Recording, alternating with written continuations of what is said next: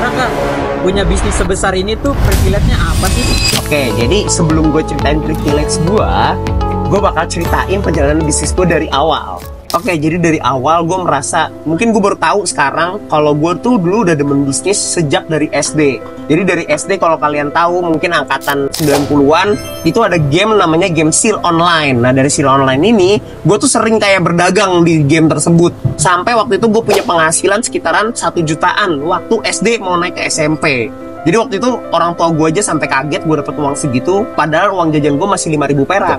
Terus skip. Turning pointnya itu ketika gue masuk kuliah, gue cari side hustle tambahan lewat jasa Pokemon Go. Ini menurut gue jadi titik balik gue banget, karena dari Pokemon Go ini gue bisa punya penghasilan 10 juta per minggu. Itu jadi jasa penjoki doang ya. Oke, back to pertanyaannya tadi untuk privilege. Jadi kalau privilege-nya itu mungkin gue ada jiwa pembisnis itu dari kakek gue sama nyokap gue.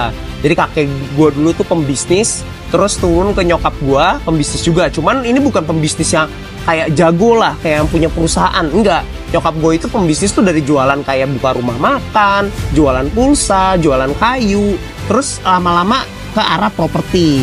Cuman nyokap gue emang itu tipikalnya risk taker banget. Dia tuh waktu itu ngelihat opportunity ada tanah lahan bagus, dia tuh berani sampai ngutang segala macam kayak gitu. Mungkin secara nggak sadar jiwa risk takernya nyokap gue itu ya terbenam di dalam diri gue. Walaupun nyokap gue tuh nggak pernah ngajarin tentang bisnis ke gue. Kalau bokap gue gimana? Bokap gue itu PNS guys. Jadi maksudnya bukan yang pembisnis atau yang gimana-gimana. Cuman bokap gue justru bukan yang tipikal risk taker. Dia justru malah pas gue berbisnis dia yang melarang gue disuruh PNS. Cuman diem-diem ternyata dia tuh selalu support gue dari belakang. Supportnya gimana? Ya misalnya gue live, dia bisa pakai 3 HP atau 3 HP tuh HP nyokap, HP adik gue sama HP dia buat nontonin live gue, komen-komen dan lain-lain. Kalau dari segi uang gimana?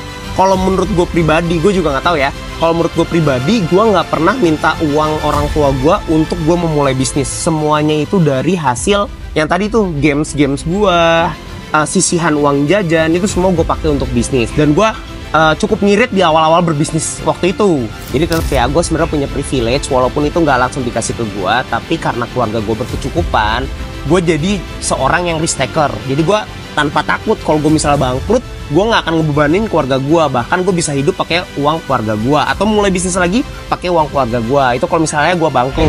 Terus gue juga dikasih pendidikan sama orang tua gue sampai kuliah S1.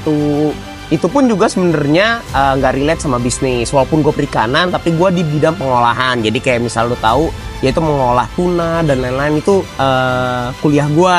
Jadi nggak relate sama bisnis ikan cupang. Privilege itu bukan tentang uang aja guys. Jadi mungkin uang itu penting banget. Tahu itu faktor utamanya. Tapi yang gue merasa, yang gue dapat dari keluarga gue itu justru malahan support dari mereka. Sosok nyokap gue yang entrepreneur, sama mungkin pendidikan. Tanpa gue S1 di Malang, gue mungkin tidak memulai bisnis ini. Jadi gitu aja tentang privilege gue sebagai sosok ownernya Fiskinian. Kalau misalnya kalian mau tanya-tanya, boleh di komen dan jangan lupa follow gue.